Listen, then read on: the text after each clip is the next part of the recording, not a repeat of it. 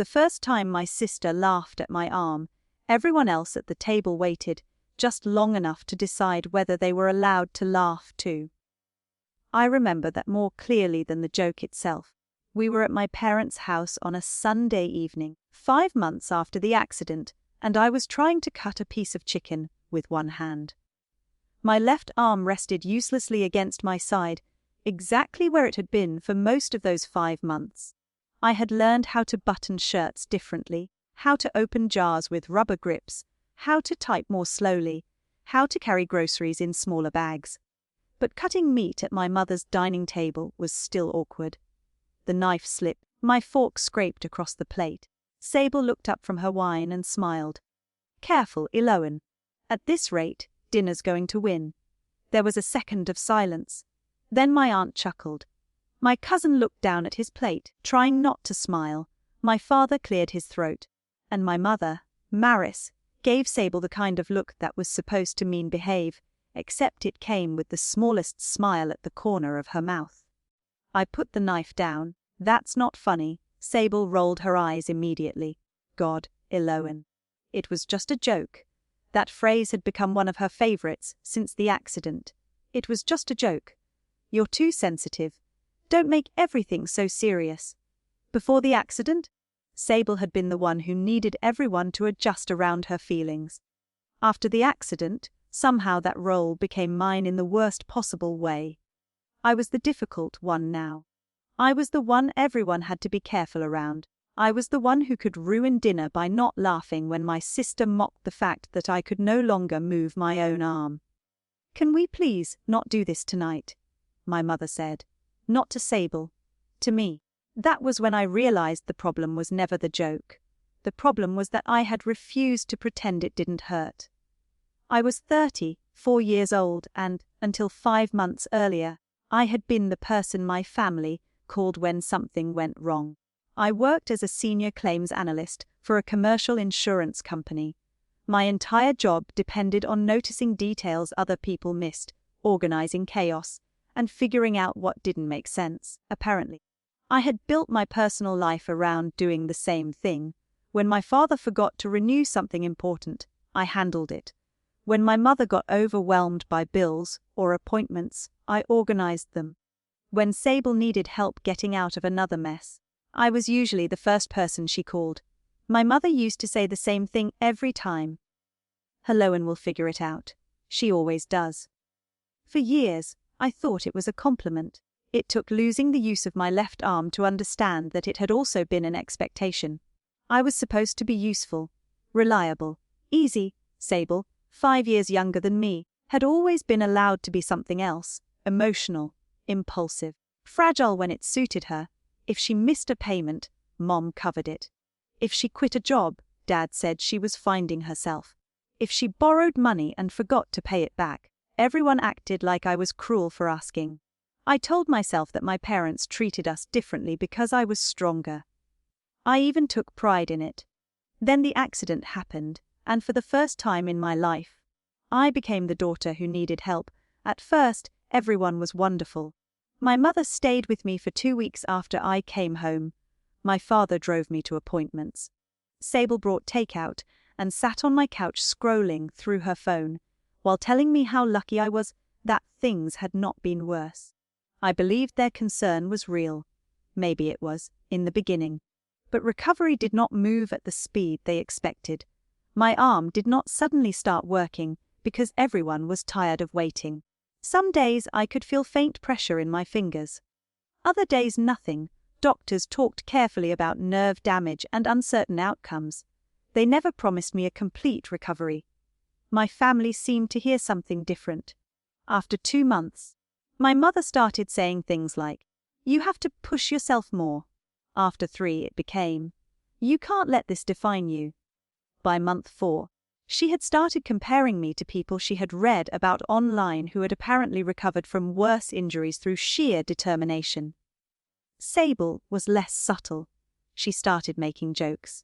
The way I put on a coat, the way I carried my purse, the way I sometimes had to ask someone to open something for me.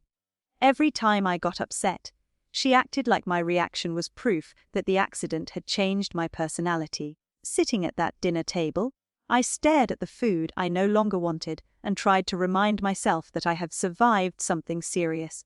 I was still working. I had moved back into my own apartment. I was learning how to live differently. Those things mattered.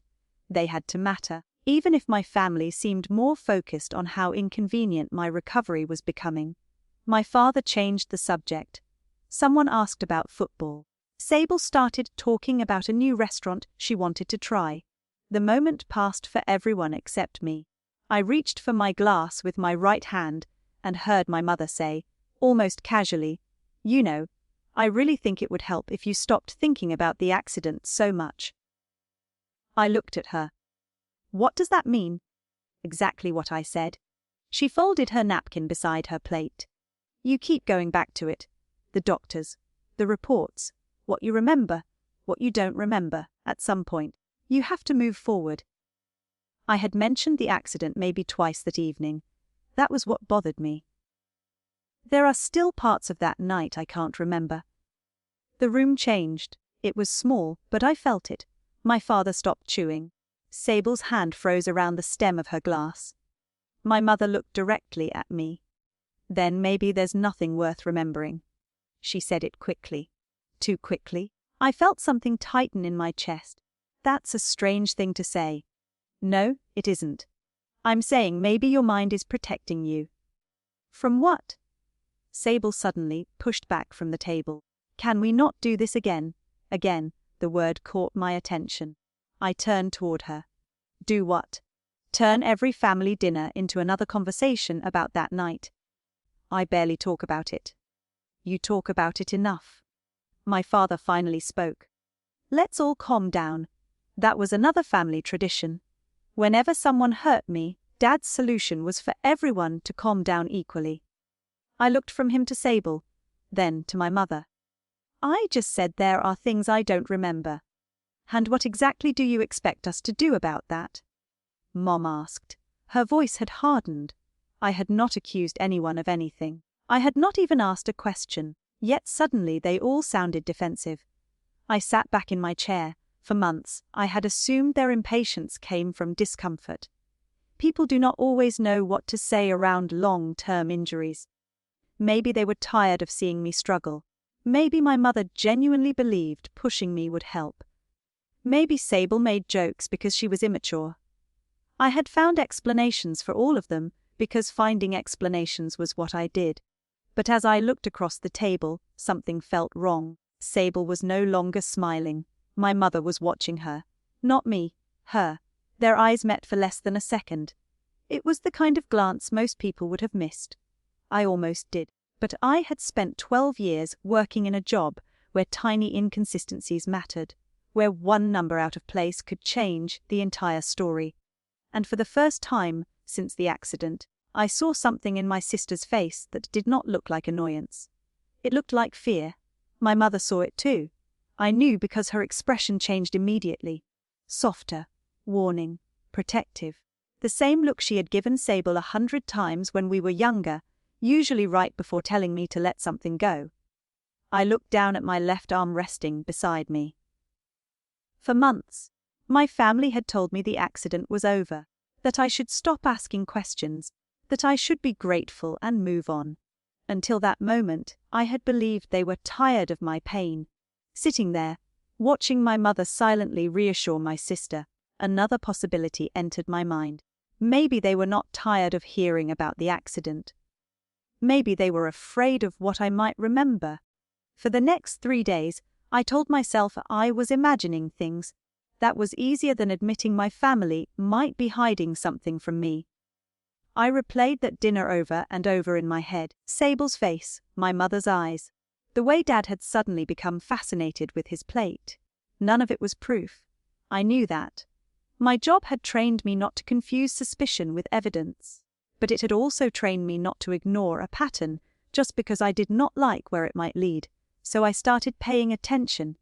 Not investigating. Not accusing anyone. Just paying attention. The first thing I noticed was how quickly every conversation about the accident ended. If I mentioned a doctor's appointment, Mom changed the subject. If I said I had remembered something small from that night, Sable got irritated. If I asked Dad whether he still had copies of the original paperwork they helped me organize after I came home, he suddenly became vague. "I'm sure everything's somewhere," he said. "Why do you need it now?" "I'm just trying to get my records in order." "You have enough to worry about." That sentence would have sounded caring before. Now it sounded like a door closing. I started remembering small pieces of the night.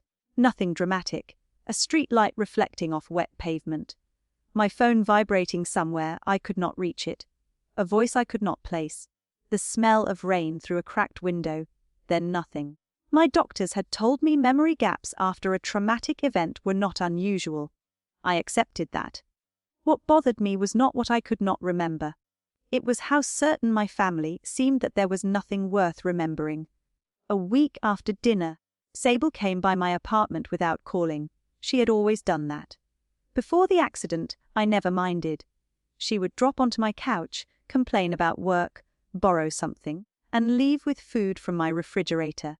That day she arrived carrying coffee and acting too cheerful. "Peace offering?" she said. I took the cup with my right hand. "For what?" "For dinner. You know how Mom gets?" I almost laughed. Somehow my mother's reaction had become the problem, not Sable's joke. "You were the one making fun of me?" Sable sighed. "I already said I was joking." "And I already said I didn't think it was funny." She dropped onto the couch and looked away. "Fine. Sorry." It was technically an apology. It just sounded like she was paying a parking ticket. I sat across from her. For a few minutes we talked about nothing important. Then I asked, "What do you remember about the night of my accident?" Her entire body changed. It was subtle, but I saw it. Her shoulders tightened. She stopped touching her coffee. "Why?" "Because I'm trying to piece some things together." "Like what?" "Just the timeline." She looked at me carefully. "The police already did that." "I know." "Then why are you doing it?" "Because it happened to me." That answer seemed to irritate her. "Lowen, you were hurt. You don't remember everything. Maybe that's not a bad thing." It was almost exactly what Mom had said. I watched her. "Where were you that night?" Sable blinked. "What?" "The night of the accident. Where were you?" "Why do you keep asking me like I was there?" The words came out fast. I felt something cold move through me. I had not said she was there. "I didn't say you were." She stood up. "This is what Mom means. You're obsessing. I asked you one question. No? You're trying to make something out of nothing?" She grabbed her purse. "You survived. Can't that just be enough?" Then she left. I sat in my living room with 2 untouched coffees and one thought I could not get rid of. Why had Sable said, "Like I was there"? Maybe it meant nothing. Maybe she was defensive because she knew I had been watching her. But the next time I brought up the accident with Mom, the same thing happened. I was at my parents' house helping Dad sort through some insurance documents. It was ridiculous, really, even with one functional arm.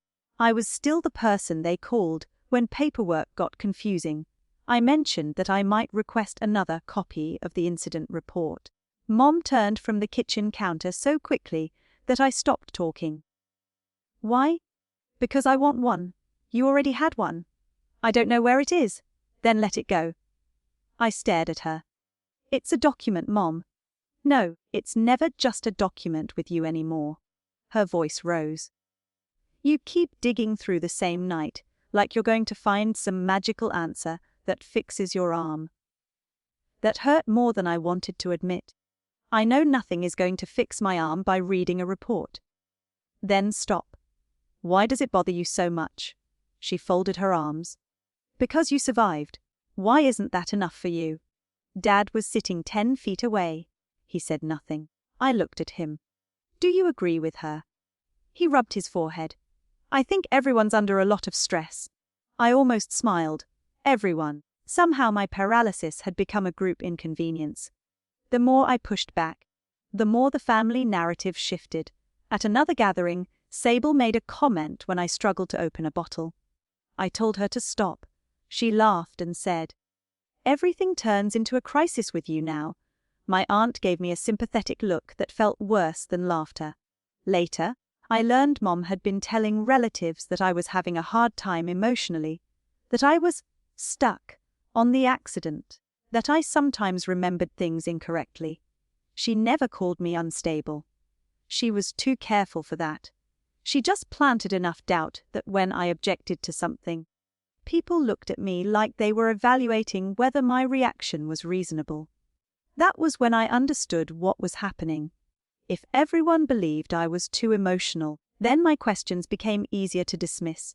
2 weeks later, the first real crack appeared. I ran into an old acquaintance named Tessa outside a pharmacy. We had not spoken in over a year, but she recognized me and asked how I was doing. We talked briefly about recovery. Then she said something that made me stop breathing for a second. I always wondered why Sable never mentioned being so close by that night. I stared at her. "What do you mean?" Tessa looked confused. "I thought you knew. I saw her earlier that evening. She was over near Westbridge." Westbridge was less than 10 minutes from where my accident happened. "Are you sure?" "Yeah, she was with some guy." My pulse started pounding. Sable had told me she was home that night. At least, that was what I remembered being told. That evening I went straight to my parents' house. Sable happened to be there. Mom was in the kitchen, Dad was outside. I stood in the doorway and looked at my sister. "Sable, were you near Westbridge the night of my accident?" Her face changed instantly. "Who told you that?" I did not answer. "Were you there?" She looked toward the kitchen. "Helloan? Seriously, were you there that night?" Before Sable could answer, Mom appeared behind her. "That's enough." I turned slowly toward her.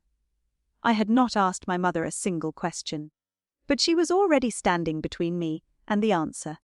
Being excluded from your own family does not happen all at once. At least, it didn't for me. Nobody called and announced that I was no longer welcome. There was no dramatic argument followed by a slammed door. It happened quietly, through things I almost convinced myself were coincidences. A Sunday dinner I heard about afterward. A cousin's birthday gathering where everyone assumed someone else had invited me. A barbecue at my parents' house that I discovered because Sable posted a picture online. The first time, Mom said she thought I had a physical therapy appointment. The second time, she said she assumed I would be tired. By the third time, I stopped pretending I didn't understand. They were not giving me space to recover. They were creating space between themselves and my questions. I called Mom after seeing the barbecue pictures. "Why wasn't I invited?" There was a pause. "Aloan, don't start." I asked a question. "We thought it would be easier for you not to come." "Easier for who?" Another pause. That one told me more than her answer.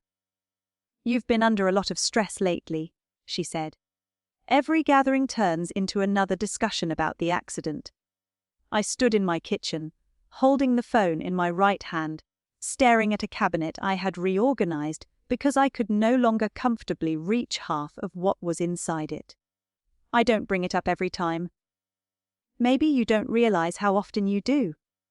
There it was again, the suggestion that my perception could not be trusted. "So you stopped inviting me." "Nobody stopped inviting you." "You had the entire family at your house yesterday." It was spontaneous. There are folding tables in Sable's pictures. Mom went silent. I almost admired how absurd the lie was. Months earlier, I would have rescued her from that silence. I would have changed the subject so neither of us had to acknowledge what she had done. Instead, I waited. Finally, she sighed. "This is exactly what I mean. You turn everything into an interrogation now." I asked why my family had a party without me. "And I told you. We thought you needed rest." I ended the call before she could explain my own needs to me again. That night was one of the lowest points after the accident. Not because of the barbecue. I didn't care about grilled food and folding chairs. It was because I finally understood that my place in the family had always depended on a role I could no longer play. When I was useful, I was dependable. When I solved their problems, I was strong. When I absorbed Sable's mistakes without complaining, I was mature. Now that I needed patience, accommodations, and answers, I was exhausting. I sat alone in my apartment and looked at my left hand. I tried to move my fingers, nothing happened. I tried again anyway. For months, I had measured progress in tiny movements. A twitch, a sensation, the ability to hold something for half a second before losing my grip. That night there was nothing. I hated myself for crying over it, because I could already hear Sable's voice telling me I was dramatic. Maybe Mom was right. Maybe I was obsessed. Maybe my memory really was unreliable. Maybe I had taken one strange look at dinner and built an entire conspiracy around it because I needed someone to blame for what happened to me. That thought scared me more than anything else. I had always trusted my mind. After the accident, I had already lost confidence in my body. I did not know what I would do if I lost confidence in both. Adrian came over the next afternoon. We had been friends since our mid-20s, and he was one of the few people who had managed to help me without making me feel helpless. If I struggled with something, he waited until I asked before stepping in. It sounds like a small thing. After months of people either hovering over me or becoming impatient, it felt enormous. I told him about the missed gatherings. Then I told him about Tessa seeing Sable near Westbridge. Finally, I told him about Mom stepping in before Sable could answer me. Adrian listened without interrupting. Say something. I finally told him. I'm thinking. That's never reassuring. He smiled briefly, then became serious again. Do you want me to tell you your family is hiding something? I want you to tell me I'm not losing my mind. I can't tell you what happened that night. He leaned forward. But I can ask you something. Why does everyone need you to stop asking? I stared at him. What? If there's nothing there, why are they so invested in you dropping it? That question stayed with me. Adrian did not tell me to accuse anyone. He did not suggest some elaborate theory. He simply pointed out something I had been too frightened to admit. My questions were not hurting anyone unless the answers mattered. That evening, I opened the box where I kept the documents from the months after the accident. I had barely looked at most of them. My parents had helped organize everything while I was recovering, and I had been grateful.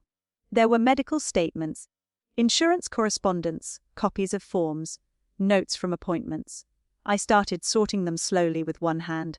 I was not looking for proof of anything. I wanted to know what information I actually had instead of relying on what everyone kept telling me. Halfway through the box, I found a note in my own handwriting from several weeks before the accident. One name stood out, Nolan Pierce. I knew the name, but for several minutes I could not remember why. Then it came back to me.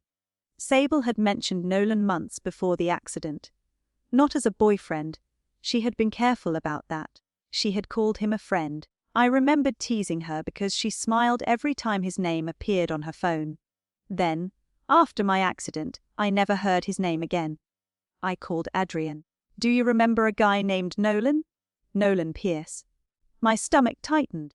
So I didn't imagine him. No, Sable was seeing him, wasn't she? Apparently not, if you ask my family. The next day, I searched through old messages on my phone. Most were ordinary: work, friends, family complaints. Then I found a conversation with Sable from 2 weeks before the accident. She had asked me to cover for her if Mom called, because she was meeting Nolan again. I read the message 3 times. Sable had been secretly dating him. That alone meant nothing. Adults were allowed to have private relationships, but why had Nolan disappeared from the family story immediately after my accident? And why had Sable lied about where she had been that night? I went back through the paperwork. This time I paid attention to dates and times. It was what I did professionally. I built timelines from incomplete information every day. One document referenced the approximate time emergency services were notified. Another contained a note about when my family said they had learned what happened. I remembered Sable telling me, after I came home, That Mom had called her while she was at home and told her about the accident. I had never questioned it. Now I looked at the times again. Something did not fit. According to what Sable had told me, she should not have known anything until after Mom called. But an old message on my phone showed Sable had tried to call me earlier that evening, within a window that placed her near Westbridge according to Tessa. 1 missed call, no voicemail. I stared at the screen until my eyes hurt. It still proved nothing about the accident itself. But it proved something about Sable's story. I needed to know why she had lied. There was one person in the family who had never defended the story as aggressively as Mom or Sable. My father. Dad had done something almost worse. He had disappeared into silence every time the subject came up. I drove to my parents' house the following morning when I knew Mom would be out. Dad opened the door and looked surprised to see me. I did not sit down. I did not ask about his day. I put a copy of the timeline on the table between us. I need you to tell me the truth. His eyes moved from the paper to my face. About what? About why Sable lied about where she was the night of my accident. For 1 second, my father looked exactly like my sister had at dinner, afraid. Then he looked away. That was the moment my last excuse for them disappeared. Maybe I still did not know what happened that night, but I knew one thing now with absolute certainty. My family did. My father did not deny it, and somehow that was worse than any confession he could have made. He stood on the other side of the kitchen table with one hand resting on the back of a chair, staring at the timeline I had placed between us as if the numbers might rearrange themselves if he waited long enough. I had seen Dad uncomfortable plenty of times. He hated confrontation, he hated raised voices.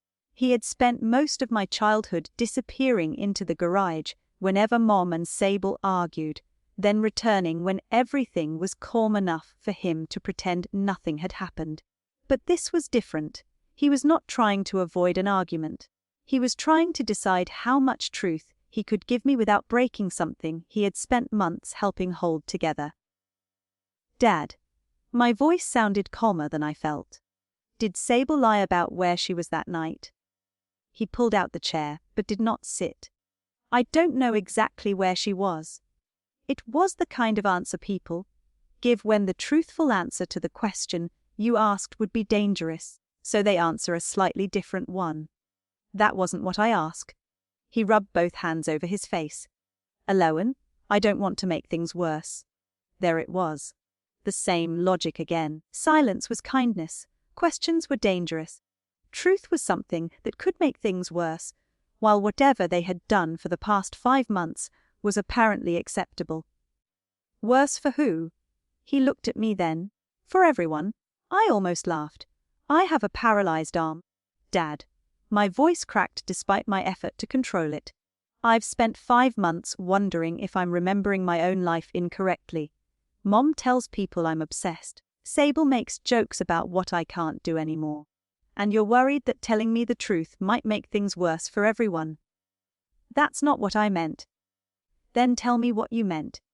He sat down slowly. I remained standing. For once, I wanted him to be the uncomfortable one. Your mother told me there were some inconsistencies, he finally said. My heart started beating faster. What inconsistencies? With what Sable said afterward. After the accident. He nodded. When did Mom tell you? A few weeks later. I stared at him. A few weeks. They had known for months. And what did you do? I asked your mother if we needed to say something. To me? Another hesitation. To anyone. Hand. She said it had already been handled. I felt suddenly cold. Handled how? I don't know. You didn't ask. Of course I asked. His defensiveness finally appeared. She said Sable had panicked and gotten confused about some details. She said none of it changed what happened to you. That phrase landed hard. What happened to you? As if my accident existed in a sealed box, completely separate from the lies surrounding it. What did Sable lie about? I don't know all of it. What do you know? Dad looked toward the window. She wasn't home. I had expected that answer. Hearing it still hurt. She was near Westbridge.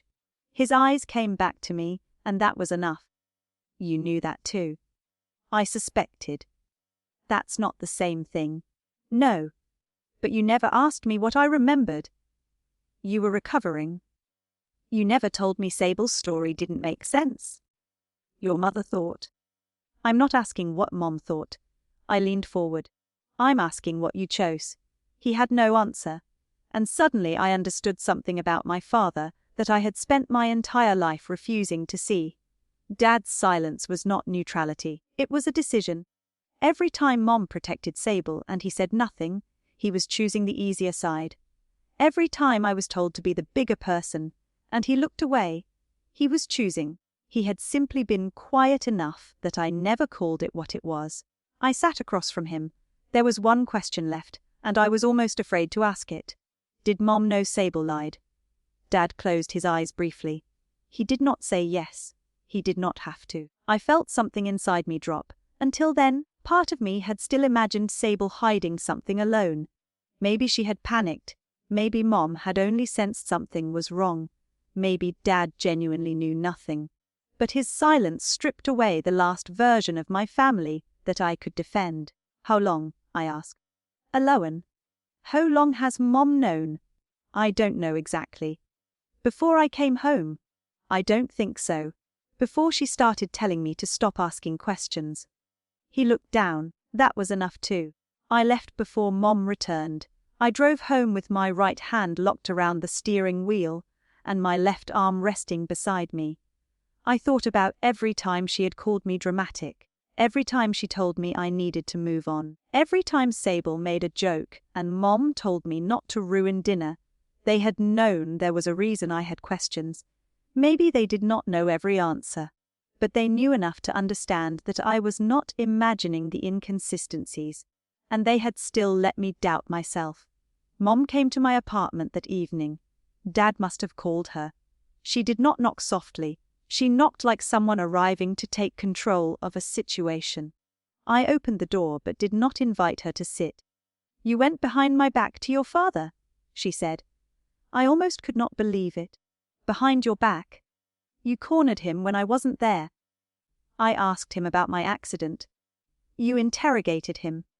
Did you know Sable lied? Mom's mouth tightened. It wasn't that simple. That's a yes. No, it is not. Then say no.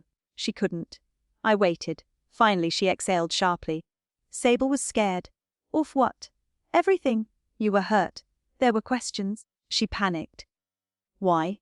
Because that's what Sable does when she's overwhelmed. Even now, she was protecting her. Was Nolan with her? Mom's face changed barely. But I saw it. So you know about him too. Helloan? Listen to me? No. You listen to me. For 5 months, you have told me there is nothing to remember. You have told everyone I'm obsessed. You have watched Sable make fun of my arm while knowing she lied about that night. I was trying to keep this family from being destroyed. By lying to me. Never lied to you. You let me believe something you knew wasn't true. She looked frustrated, almost offended that I refused to understand her reasoning. What did you want me to do? You were already dealing with so much. Sable was terrified. Your father was falling apart. Someone had to hold everyone together. I stared at her. So you chose me? What? You chose me to carry it. Her expression softened, which somehow made it worse. Aloan, you've always been strong. I felt tears burn behind my eyes. That doesn't mean I don't break. That's not what I'm saying. It is exactly what you're saying. She stepped closer. You always land on your feet, Aloan. You always have. Sable isn't like you. There it was, the rule my entire family had lived by. Sable needed protecting because she was fragile. I needed sacrificing because I was strong. What did she lie about? I asked. Mom shook her head. I am not doing this with you. Then leave. She stared at me. I don't think I had ever said those words to her before. You're going to regret tearing this family apart over something you don't fully understand. Maybe. I opened the door wider. But at least it'll be my decision. She left without another word. I stood there shaking after the door closed, but underneath the hurt was something new. Certainty. I did not know exactly what Sable had hidden. I did not know what Nolan's role was, but I finally knew I had not invented the lies. The next morning, my phone rang from a number I did not recognize. I almost ignored it. "Ms. Voss," a woman said when I answered. "My name is Detective Lena Mercer. I'd like to ask you a few questions about the night of your accident." I stopped breathing for a moment. "Why?" There was a brief pause. "Some new information has come to our attention." I looked down at my left arm. For 5 months, my family had told me the night that changed my life was over. Now, for the first time, someone outside my family was telling me it wasn't. The strangest thing about finally telling the truth was how little it felt like revenge. I met Detective Lena Mercer 2 days after her call in a small interview room at the police department, and I spent most of the drive there wondering whether my mother had been right about me. Maybe I was about to destroy my family. Maybe whatever Sable had hidden was smaller than I imagined. Maybe I would tell Lena everything, only to learn that none of it mattered. That fear followed me through the front doors and stayed with me until Lena sat across from me and opened a folder. She was calm, direct, and completely uninterested in my family's emotional hierarchy. To her, Sable was not the fragile younger daughter. Mom was not the person who decided which conversations were allowed. Dad's silence did not automatically make him innocent, and I was not the difficult daughter who needed to move on. I was simply a person with information. Lena began by asking what I remembered from the night of the accident. I told her the truth. I remembered leaving work later than usual. I remembered rain. I remembered driving toward home. I remembered fragments after that, but not enough to build a complete sequence. When I wasn't sure, I said I wasn't sure. When I couldn't remember, I said exactly that. "I don't want to fill in the gaps with guesses," I told her. "I'll tell you what I know, and I won't fill in what I don't." Lena nodded. "That's exactly what I need you to do." That simple response affected me more than it should have. For months, my family had treated uncertainty as a weakness they could use against me. Lena treated it as something normal. We talked about Sable. I explained that she had told me she was home that night. I mentioned Tessa seeing her near Westbridge. I told Lena about Nolan Pierce and the relationship my sister had apparently hidden. I also told her about my conversation with Dad and Mom's refusal to explain what she knew. Lena listened without giving much away. Finally, I asked the question that had been sitting in my chest since she called. "Did I cause this to be reopened?" "No." Her answer was immediate. "Then why are we here?" She closed the folder. "I can't discuss every detail of an active review, but I can tell you this. You aren't the reason we're asking these questions again." I waited. Information became available that did not fully align with parts of the original timeline. She continued. "We're verifying that information." "What kind of information?" "Independent information." 2 words. That was all she gave me. But they changed everything. My mother could say I was obsessed. Sable could say my memory was damaged. Dad could say he didn't know enough to get involved. None of that could erase evidence that existed outside our family. For the first time, the truth did not depend on whether Maris Voss allowed it to be discussed at dinner. I left the station feeling lighter and more frightened at the same time. I still did not know exactly what had happened, but I knew I was not dragging the past back to life by asking questions. Something in the official story had already started to come apart without me. Mom called that evening. I knew from the way she said my name that she already knew. "You spoke to the police." It was not a question. "Yes." "I cannot believe you." I sat on my couch. "Which part?" "Don't be clever with me, Eloan." "I'm not." "Do you have any idea what this could do to Sable?" There it was. Not what happened to you. Not what did you learn. Sable. Always Sable. I answered questions. "You gave them Nolan's name. They already knew enough to contact me." "That isn't the point." "Then what is?" Her voice became quieter. "You are tearing this family apart. 6 months earlier, those words would have destroyed me. I would have apologized before I even understood what I had supposedly done. This time, I felt something different. Exhaustion. No, Mom. I'm answering questions about something that happened to me. And if Sable made a mistake, then Sable can tell the truth about it. You don't understand what she was going through. I laughed once, without humor. You're right. Because nobody will tell me. Mom went silent. Then she said something I will never forget. Some truths don't help anyone. They help the person who was lied to. She hung up. Sable called less than an hour later. She was crying. Real crying, I think. That was what made it difficult. No matter how angry I was, she was still my little sister. I had spent 29 years responding to her tears like an alarm. How could you do this to me? She asked.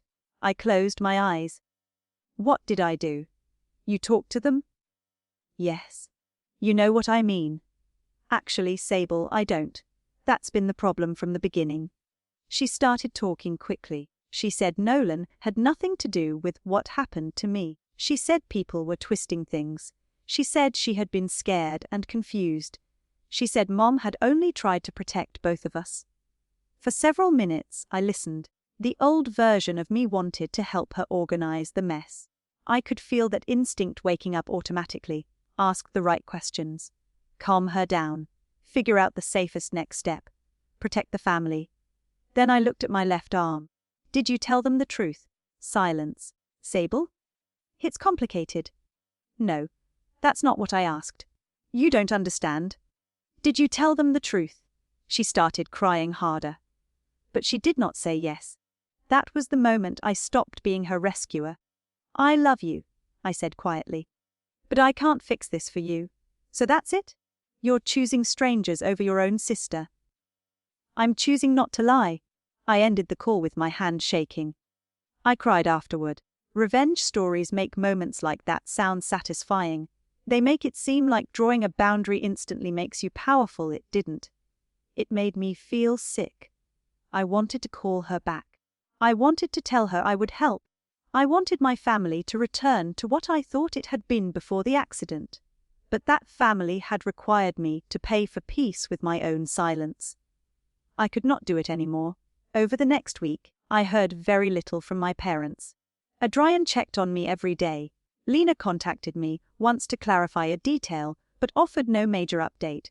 Then Mom sent a group message inviting everyone to dinner on Sunday. Her wording was almost aggressively cheerful. She said we had all been under stress and needed one normal evening together. One dinner where nobody discussed the situation. I read the message 3 times.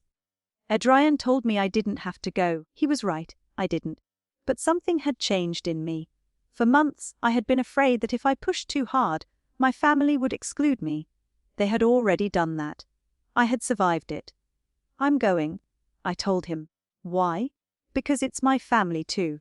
Sunday evening, I walked into my parents' house and immediately felt the performance. Mom had cooked too much food. Dad was unusually talkative. Sable arrived 20 minutes late and kissed Mom on the cheek, as if nothing had happened. Nobody mentioned Nolan. Nobody mentioned the police. Nobody mentioned the fact that my sister had refused to answer one simple question. Halfway through dinner, Mom smiled around the table and said, "See, this is what we needed." I looked at Sable. She was laughing at something Dad had said. For a moment, I wondered if they really believed they had won. Maybe they thought silence had worked again. Maybe they believed that if we could make it through one dinner, the truth would politely disappear. I didn't know then that while my mother was trying to close the story, someone else had already decided there were still questions left to ask. The police arrived while my sister was laughing at my arm again. If you had asked me before that night how I imagined the truth finally entering my family's house, I probably would have pictured something dramatic, raised voices, confessions, maybe Sable breaking down and admitting everything while Mom stood there realizing she could no longer protect her. Instead, it began with a serving bowl. Mom had made roasted vegetables, and the bowl was sitting near my left side. Without thinking, I reached toward it. My right hand was holding my glass, and for one stupid second my brain reacted as if both arms still worked. My left arm barely moved. I stopped myself, put down the glass, and reached across with my right hand instead. Sable saw me. "Need someone to rotate the table for you?" she asked. There was a little laugh in her voice. Nobody else laughed this time. Maybe they had finally learned, or maybe the tension in the room was too thick for anyone to pretend it was funny.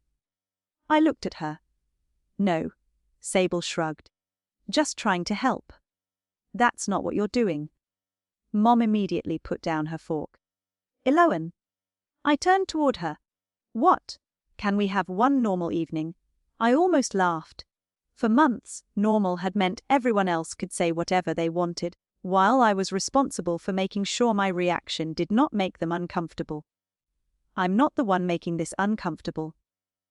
Sable pushed back slightly from the table. "See, this is exactly what I mean. You take everything personally now. You're making jokes about my arm. Whose arm am I supposed to think you're talking about?" Dad muttered my name under his breath, the universal Voss family signal that I was approaching the point where everyone would decide I had gone too far. But this time I did not feel ashamed. I looked around the table and realized something almost funny. Nothing about this scene had changed since that first dinner. Sable was still making jokes. Mom was still protecting her. Dad was still trying to quiet the person who reacted instead of the person who caused the problem. The only thing that had changed was me. I was no longer wondering whether I deserved better. Then someone knocked on the front door. Mom looked irritated by the interruption. "Are we expecting anyone?" Dad asked. "No." Mom stood, smoothing her shirt as she walked toward the hallway. The rest of us stayed at the table. A few seconds later, I heard the door open. Then silence. Not normal silence. The kind that makes everyone in another room stop moving. Dad stood. Sable looked toward the hallway. Mom returned first. Her face had lost all its color. Behind her were Detective Lena Mercer and another investigator I had never met. For one strange second, nobody spoke. Lena saw me, gave the smallest acknowledgement, then looked across the room. Sable Voss. My sister's chair scraped against the floor as she shifted backward. "Yes." Lena introduced herself and the other investigator. Her tone was professional, almost deliberately ordinary. "We'd like to speak with you regarding some additional information related to your previous statement." Sable stared at her. Then she looked at Mom. That was the first thing she did. Not at me, not at Dad, Mom. And my mother looked terrified. I had spent months wondering if I was imagining that silent language between them. "I wasn't." "Right now?" Mom asked. Lena turned toward her. "We need to clarify some information. Does she need an attorney?" Mom asked immediately. The question hung in the room. Dad looked at her. "So did I," Sable whispered. "Mom." My mother stepped closer to her. "You don't have to say anything you don't understand." Lena remained calm. "We're here to ask some questions and explain the next steps. Ms. Voss can make whatever decisions she's entitled to make. There was no dramatic arrest, no shouting, no handcuffs, nothing that would have looked exciting in a movie. Somehow, that made the moment more powerful. These investigators did not need to humiliate my sister. They did not need to accuse my mother at the dinner table. Their presence alone destroyed the illusion my family had spent months maintaining. The situation was not over. The questions were real. And this time, Mom could not end the conversation by saying, "That's enough." Sable stood slowly. "Is this because of her?" She pointed at me. Lena's expression barely changed. "This review is based on information obtained through the investigation." Sable looked at me anyway. "You did this?" 6 months earlier, I might have tried to defend myself. I might have explained that I had not called the police and demanded they investigate her. I might have apologized simply because she was upset. Instead, I said, I answered their questions. "You gave them my name. They already had your name." Sable's face crumpled. Mom stepped between us. "Nuff." The word sounded different now. Smaller. Lena asked if there was somewhere private they could speak. Dad pointed toward the living room. Sable followed the investigators, with Mom immediately moving after her. Lena paused. "Would like to begin with Ms. Voss." Mom stopped. I watched her standing there, unable to follow her youngest daughter into the room and control what was said. For the first time in my life, I saw my mother encounter a boundary she could not argue away. The living room door closed. Dad sat back down at the table. Nobody touched the food. I looked at him. "Did you know they were coming?" "No." I believed him. His hands were shaking. Mom remained standing near the hallway. She looked at me once, and that was when I saw it clearly. She was not confused about why the police were there. She was not surprised that they wanted Sable. She was afraid of what Sable might tell them. "You knew," I said quietly. Mom's eyes hardened. "Not now. You knew enough." I said, "Not now." Dad whispered, "Maris." She turned on him. "Don't." One word, and he became silent again. But I wasn't Dad. Not anymore. "What did Nolan do?" I asked. Mom stared at me. "This is not the time. You've been saying that for months. Because you don't understand what happened." "Then help me understand." She looked toward the closed living room door. "Sable made a mistake." "What mistake?" She was scared. "Horf Nolan." Mom did not answer. "Or of what she told the police." Her face tightened. There it was. Another answer hidden inside silence. I leaned back in my chair. I did not need her confession anymore. That realization surprised me. For months, I had imagined that if I could just force Mom to admit she knew, everything would become clear.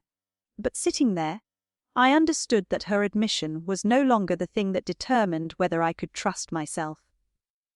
Other people were asking questions now. Evidence existed outside this house.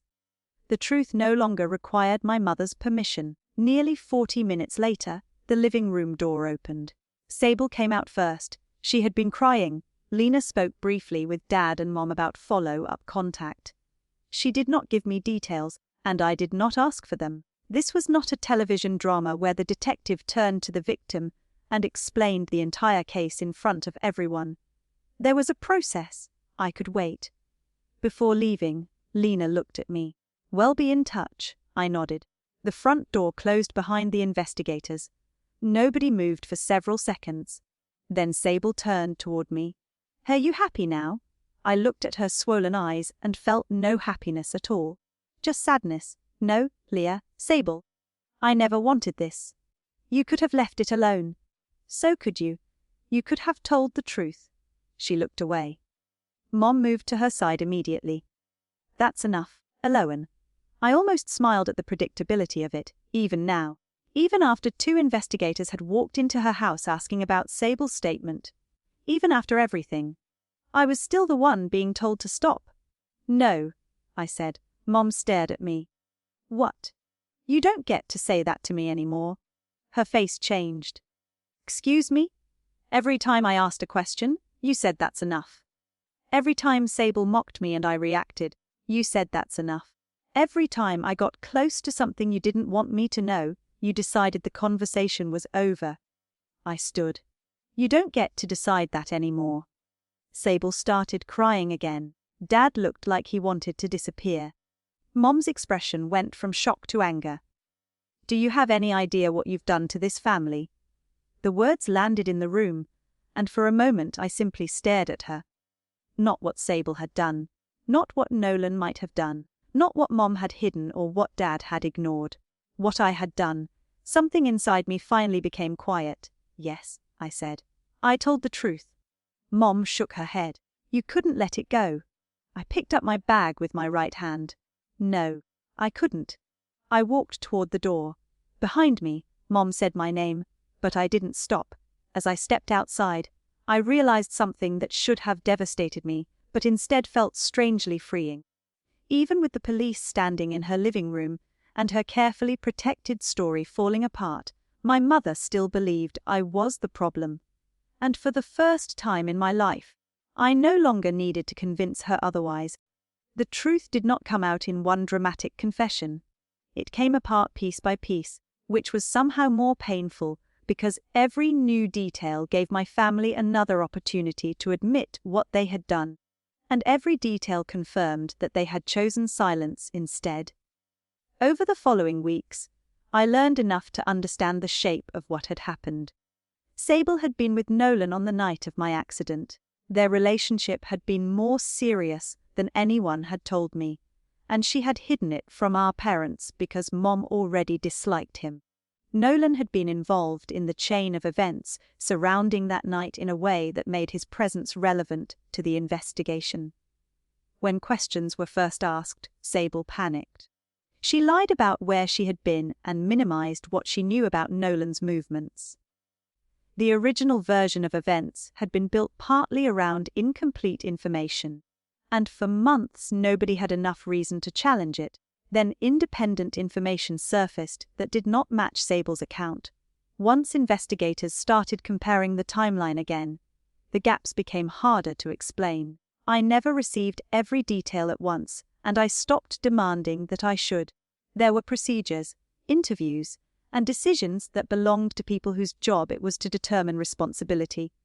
What mattered to me was simpler. Sable had lied. Mom had discovered enough of that lie to know something was wrong. Dad had suspected the same, and instead of telling me, they had spent months convincing me that my questions were evidence that I was emotionally damaged. Nolan eventually had to answer for the parts of his involvement that could actually be established. Sable had to answer for the information she had withheld and the statements she had made. The consequences were not the spectacular collapse people imagine when they hear a revenge story. There was no single moment when everyone who hurt me lost everything. Real consequences are usually slower than that. They arrive as interviews, uncomfortable explanations, relationships ending, trust disappearing, and the realization that the person who always cleaned up your mess is no longer coming. For my family, that last consequence was the one they seemed least prepared for. Dad came to my apartment about 2 weeks after the police visited their house. He called first, which was new. I almost said no. Eventually, I agreed to let him come over. He looked older when I opened the door. Maybe he had always looked that way, and I had simply spent years seeing him as the harmless parent because Mom was louder. We sat in my living room. For a while, neither of us spoke. Finally, he said, "I should have told you." I nodded. Yes. I think he expected me to make it easier for him. I didn't. Kept thinking your mother knew more than I did, he continued. I thought if something really needed to be said, she would say it, and when she didn't, I convinced myself it meant I was worrying over nothing. You knew Sable wasn't home. I suspected. You knew Mom was hiding something. I knew she was protecting Sable. And you watched them tell me I was imagining things. He looked down. I never lied to you. There was a time when that sentence might have worked. I would have separated his silence from Mom's actions and decided he was less responsible because he had not personally said the words. I did not do that anymore. You didn't have to lie, I said. You let them do it for you. His face folded in a way that made me feel sorry for him. I hated that I still felt sorry for him. But feeling compassion did not require me to erase what happened. I was trying to keep the peace, he said. Whose peace? He had no answer. I told Dad I was not cutting him out of my life forever. I also told him things could not go back to normal because normal had required me to pretend his silence did not hurt anyone. If he wanted a relationship with me, he would have to build one. Slowly, through actions, not by waiting for me to make him comfortable again. He nodded. For once, he did not ask me to forgive him immediately. Mom lasted another week before calling. She did not begin with an apology. She began with a problem. There were documents Sable did not understand. Nolan was no longer speaking to her. Sable was overwhelmed. Dad was barely functioning. Mom herself had not slept properly in days. I listened as she listed each crisis. It was almost comforting in its familiarity. My family was in chaos, and they were calling the person who had always organized chaos. We need your help, Mom finally said. I looked around my apartment. On the table beside me was a grip device my occupational therapist had recommended. 6 months earlier, I had cried the first time I needed one. Now I used it without thinking. My life had changed. I had changed with it. My family, apparently, still expected the old arrangement. "What exactly do you want me to do?" I asked. "Talk to Sable. Help her understand what she needs to do. You're good with paperwork. And maybe you could speak to someone and explain that she wasn't trying to hurt anyone." I closed my eyes. Even now, she wanted me to translate consequences into something softer for Sable. "No." The silence on the phone was immediate. "What do you mean, no?" "I mean I'm not doing that. Helloan, she is your sister." "I know. We're still your family." "I know that too." Mom's voice tightened. "Then how can you just sit there while this happens?" That question almost made me laugh. I thought about every time I had struggled with my arm while Sable joked, every time Mom had told me to move on, every time I had asked for the truth and been told that consequences were simply something I needed to accept. "You spent months telling me to live with the consequences," I said. "No, you can do the same." Mom went completely silent. I did not feel triumphant. I did not smile, but I felt something I had not felt around my family in years. "Free. That's cruel," she finally whispered. "No. Cruel would be trying to make things worse for you. I'm just not fixing them." She hung up. Sable contacted me several days later. Her message was long, emotional, and filled with explanations. She had been scared. Nolan had pressured her. Mom had told her everything would be fine. She never thought the truth would affect me because the accident had already happened. That sentence stayed with me. The accident had already happened, as if my right to know the truth had expired the moment the damage became permanent. "I agreed to speak with her once," she cried. "I cried too. She was my sister. Loving someone does not disappear simply because trust does." "I need you," she said. Those words would once have activated every instinct I had. This time, I let the silence sit between us. "I spent years protecting you," I said. "I won't protect the lie." "So you're abandoning me?" "No. I'm letting you handle your own life." She did not understand the difference then. Maybe she still doesn't. I hope someday she does. The months that followed were quieter. I continued working. I adapted my desk setup and stopped apologizing when tasks took me longer. My left arm did not suddenly recover because my story needed a happy ending. Some function improved, some did not. I still had frustrating days. I still occasionally reached for something with a hand that would not cooperate and felt a flash of grief for the body I used to have. But I stopped treating adaptation like defeat. Adrian remained in my life, never trying to rescue me and never asking me to pretend I was fine when I wasn't. Dad started calling once a week. Sometimes I answered, sometimes I didn't. When we spoke, he learned not to defend Mom. That was his first real step toward having a relationship with me again. Mom and I remained distant. She sent messages on holidays. I responded when I wanted to. Sable and I spoke rarely.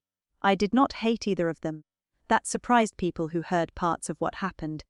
They expected revenge to look like hatred. Mine didn't. My revenge, if you want to call it that, was refusing to keep paying for other people's choices. One afternoon, almost a year after the accident, I was making dinner in my apartment when I dropped a jar. It rolled under the table. For a second, I stood there staring at it, remembering that first family dinner, Sable laughing, Mom telling me not to react, me wondering if I was the problem. Then I laughed, not because my arm was funny, because I realized how much power I had once given that moment. I picked up the jar using the method I had learned, put it back on the counter, and continued cooking. I wasn't waiting to become the old me anymore. The old me had believed being strong meant carrying everyone. She had believed being dependable meant never saying no. She had believed family peace was worth protecting, even when she was the person paying for it. I still missed parts of her, but I did not want her life back. The accident took something physical from me, and I will never pretend that was a gift. What happened afterward, though, forced me to see something I might otherwise have ignored for another 20 years. My family did not know how to love the version of me who needed something from them. And when I asked for the truth, They protected the person they considered fragile by sacrificing the person they considered strong. I cannot change that. I cannot make Mom understand why it was wrong. I cannot force Sable to become accountable, and I cannot give Dad back the moments when he should have spoken. What I can do is decide what happens next. I can decide who gets access to my life. I can decide when helping becomes enabling. I can decide that my pain is not a family inconvenience, and that my questions do not require anyone's permission. For most of my life, whenever something went wrong, everyone said the same thing: Eloan will figure it out, she always does. In the end, they were right about one thing. I did figure it out. I just finally understood that I was never supposed to figure everything out for them. For the first time in my life, I didn't choose to save my family, I chose myself. A year and a half after the accident, my life looked nothing like the one I had expected, but for the first time, that didn't frighten me. My left arm still had limitations, and I had stopped measuring every day by whether it was better than the day before. I had learned that healing wasn't always about getting back what you lost. Sometimes it was about building a life that no longer depended on getting it back. I was still working, still adapting, and still discovering easier ways to do things I once took for granted. Adrian remained one of the few people who knew when to help and when to simply stand beside me. Dad and I were rebuilding something slowly. He never asked me to forget what happened, and I never promised him everything would return to the way it was. Maybe that was why we finally had a chance. Mom and I remained distant. She eventually sent me an apology, although it took her a long time to stop explaining herself long enough to actually say she was sorry. Sable's apology came even later. I accepted that she regretted what happened, but I also understood that forgiveness and trust were two different things. I could wish her well without becoming responsible for her again. That was probably the biggest change in me. For most of my life, I thought loving my family meant carrying whatever they dropped. Their problems became my problems. Their mistakes became situations I needed to fix. Their secrets became burdens I was expected to protect. The accident changed my body, but everything that happened afterward changed the way I understood love. Real love does not require one person to absorb everyone else's consequences. It does not mock someone's pain and then demand their loyalty. It does not call silence peace when only one person is paying the price for it. Sometimes I still think about that dinner when Sable laughed at my arm, and everyone waited to see whether they should laugh too. Back then, I felt small. I thought their reaction said something about my worth. Now I understand it said something about theirs. The strangest part is that I never needed revenge. I didn't need to ruin anyone's life or make my family suffer the way I had suffered. I only needed to step aside and stop protecting them from the consequences of their own choices. Karma took care of the rest. My family once believed I would always be there to fix everything because I was the strong one. They were right that I was strong. They were just wrong about what that strength belonged to. It belonged to me. And if you were in my place, after discovering that your own family protected the person who lied while making you doubt yourself, would you have forgiven them? Or would you have walked away for good?